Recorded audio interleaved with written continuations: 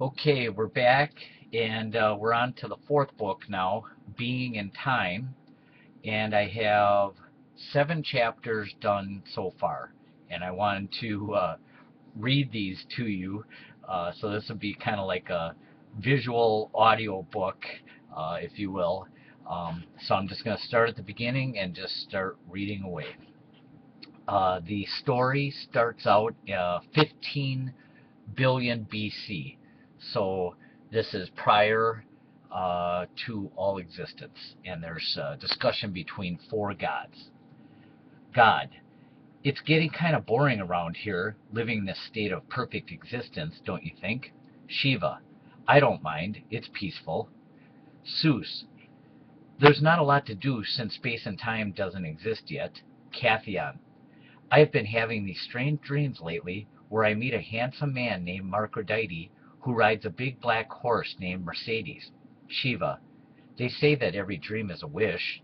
Cathion, I didn't want to say anything because everything is perfect, but if that dream came true, it might make things more interesting. Zeus, are you saying that you and Marcrodite could then each share a perfect existence together? Cathion, yes. Plus I was thinking that maybe we could have 3 children as well, and name them Jasonias, Achilles, and Jathena. It would be so wonderful to have 3 little Italian Roman godlets running around the universe. Then everything really would be perfect for sure. Shiva, I got an idea. Why don't we have a fireworks show to amuse ourselves? Maybe we wouldn't realize that we were so bored with nothing to do. God, good idea. Flare, flare, flare, whiz, whiz, flare, whiz, bang, bang, bang, flare, bang. Zeus, this is awesome. Shiva, whoa, that was a big bang. God, heads up, something just happened. Shiva, what just happened? God, I just created a universe by accident, I think.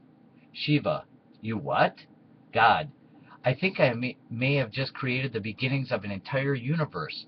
Shiva, holy cow, you mean you really created a universe out of nothing by mere chance without giving any thought to it at all? God, I think so. Shiva, what if it doesn't turn out to be perfect like us? God, I don't know what's going to happen. It just was a random grand accident. We'll just have to see what happens, I guess. And then on to the second chapter.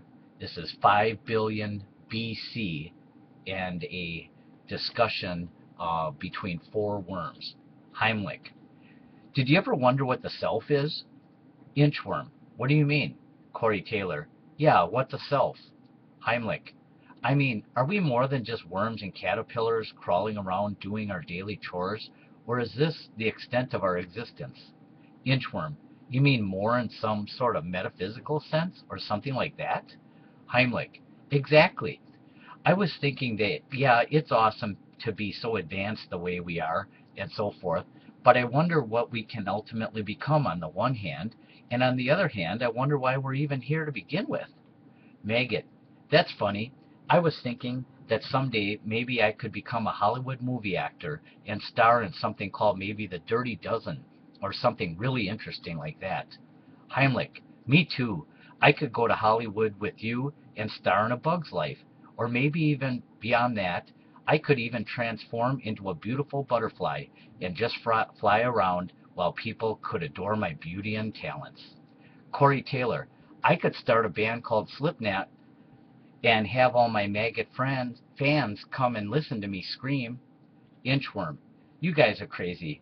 What's wrong with just digging around in the dirt the way like we always do?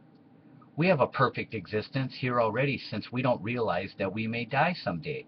I mean, something may come and eat me someday, but due to the fact that I am not aware of that fact means it doesn't exist in some way. Not being aware that you're going to die someday almost puts you into an immortal state. Do you know what I mean? Maggot, yeah, that's awesome too, but it's fun to dream of something bigger to do, even though it's probably impossible. Group, yeah, you're probably right. Just forget it. So that was the chapter 2 going on here. Chapter 3, now we jump to 500 BC, Leucippus. This was a good idea to climb Mount Everest today. Democritus. Yeah, this is really exciting to try to get to the top. I should be tired from our walk here from Rome, but for some reason I'm not tired since I'm so exuberated by our quest. It's almost like I don't exist in time in some way. I am becoming one with this event we are doing. It's almost like a religious experience. Zeno. This must be that experience of oneness that Buddha talks about, where an ego can get lost into a state of non-ego. It's a transcendent state of being. Thales. Yes, Buddha was right when he said that we would experience reality in a higher state of consciousness by doing this. Anaxagoras. I wonder why we couldn't experience the fullness of reality by just sitting in the pantheon like we always do. Heraclitus. Could it be that we get bored or something and we stop seeing reality in some way? I mean, if all we ever do is see that same unchanging reality every day, doesn't it get stale somehow, the same way that the gods got bored in the beginning of time? They were just sitting around as well in their perfect existence and then decided that it was time to create something else. It's almost like the act of creation itself is a higher state of existence. Art must always be changing and undefined by definition. It must be infinite the same way that being is. Buddha. Wow, we made it to the top of Mount Everest. Look at that view. Group. Awesome, this is great. Leucippus. The sky looks like it is merging with a distant landscape, almost like a grand painting. Democritus. There's the Great Wall of China way over there. Can you imagine how long it took for them to build that? Leucippus. This is awesome to be able to see so far and clearly. Democritus. This reality of the glass bead game really is magical. Zeno. Hey, and there's Tibet way over there. Isn't all of this some great holy land or something? Buddha. Yes, it all is. Zeno. It's too bad so many wars have been fought here, since it's such a beautiful place. Buddha. Yes, it is unfortunate. The law of survival of the fittest dictates that everyone needs to be in a perpetual state of war for some reason. Zeno. Yeah, God made our world like that. It just leads to so much pain and suffering. What a shame considering this beautiful view. We can only imagine all the tragedies that must have occurred down there. Buddha. It would be cool if all we could do is imagine this view's majesty without the tragedy within it. Zeno. Yes, that would be a neat trick. Confucius. Well, I guess it's time to start climbing down now, since we're all starting to get bored again now that we've been up here for a couple of days contemplating this wonderful view. Zeno. Okay, goodbye heaven's view from Mount Everest. Well, let's get trucking on down the mountain. Where do you guys want to go tomorrow? Democritus. We could go home and watch the war if you want. I heard Alexander the Great is going to take over Egypt tomorrow and steal all of their artwork. Zeno. Yes, that would be neat to see. 300 BC. Now we jump forward. Alexander the Great. This is so awesome, being the most powerful nation in the world. We have almost conquered everything, all the way up to the edge of the earth. Aristotle. Well, I'm glad to see that you took my advice. It makes it so much easier when you're in control. Alexander the Great. We have all the slaves we could ever need. We have all this beautiful artwork to look at all day. Plus, they're going to spend the next 100 years sculpting more statues of myself so that I can be glorified all throughout history. My name will be remembered forever. Aristotle. That's why they call you the Great. You killed more people than anyone around here. Socrates. Don't you ever feel guilty about all the people that you killed?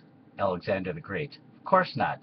If I didn't kill them, they would kill me and feed me to the peasants if they had the chance. You must realize that, don't you? Socrates. You're probably right. But now that you're in control of everything, maybe it's time to slow down the killing a little bit? Alexander the Great. I'll stop the killing once I know that I don't have any more enemies in the world. When you're on top, everyone is always gunning for you. Socrates. You'll probably always have enemies, Alex, since your reputation precedes you. Alexander the Great. Sucks to be me, I guess.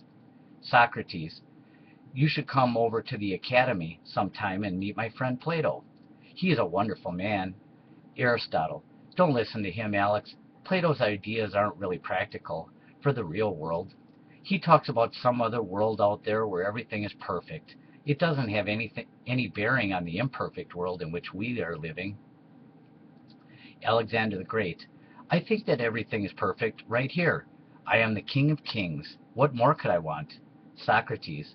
Plato talks about a higher self that transcends this imperfect world, one in which love and beauty is the prevailing law of the land.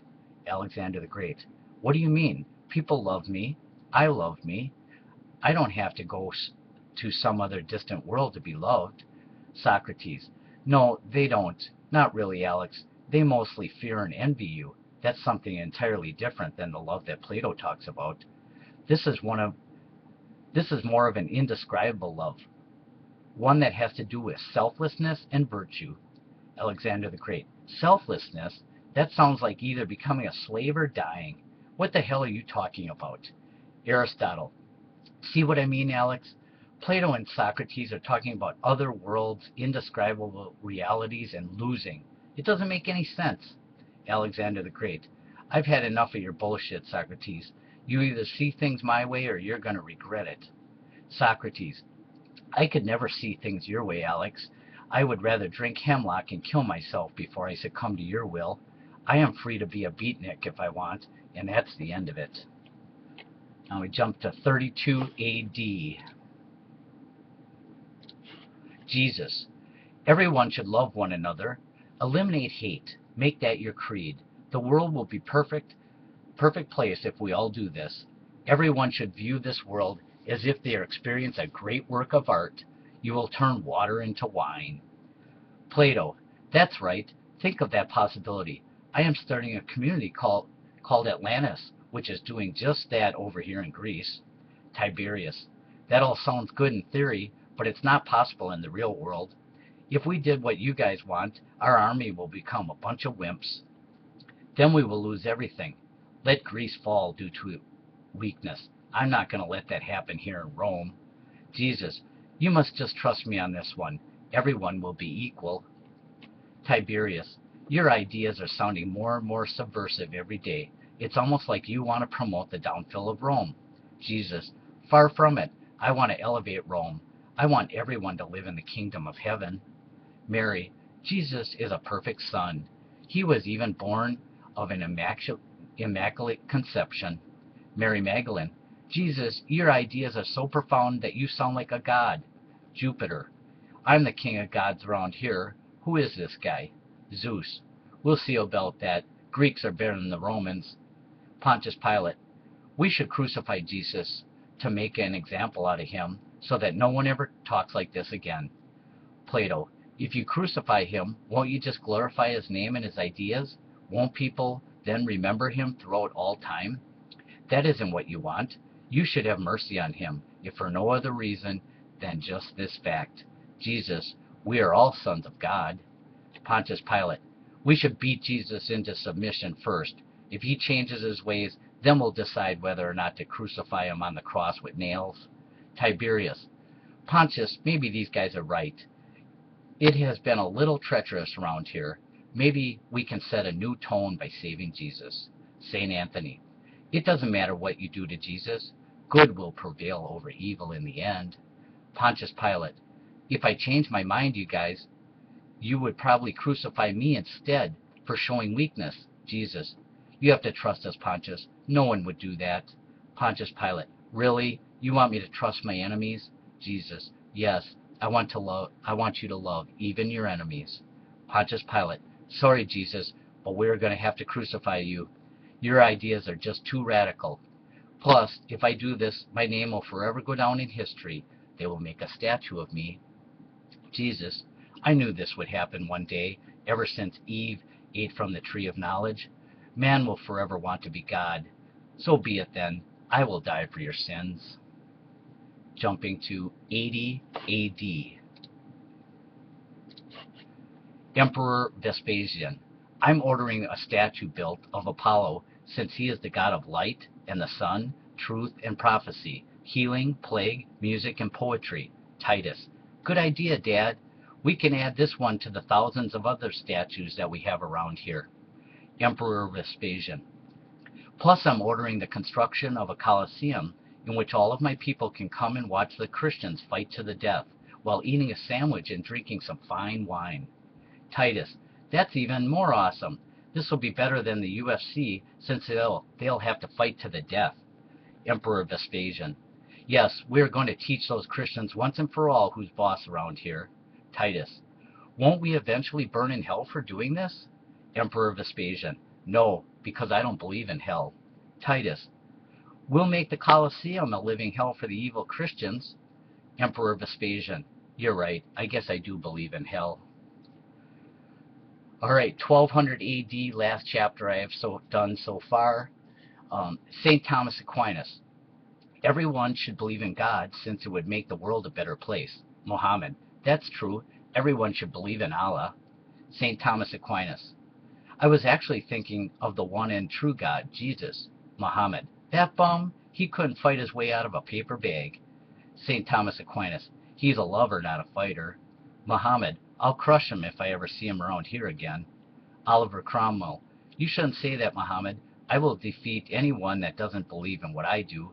The Puritans will defeat the Catholics, the Jews, the Muslims, or anyone else that gets in our way. St. Thomas Aquinas. So it sounds like you basically hate everyone, Oliver? Oliver Cromwell. I hate everyone that isn't a Puritan, that's for sure. Pope Urban II. The Church condones the conversion of all non-believers. We must do whatever it takes to gain control, since we have been given the divine revelation of war. We must go on a crusade. Galileo. Don't get mad at me, but I discovered that the Earth really isn't the center of the universe. Pope Urban VII. We'll have to put you under house arrest, Galileo, for the rest of your life until you recant this heresy. This Inquisition will never end until we have everyone in compliance. Galileo. I just want to be a real scientist. I can't help it if real facts don't support your dogma. Pope Urban VII.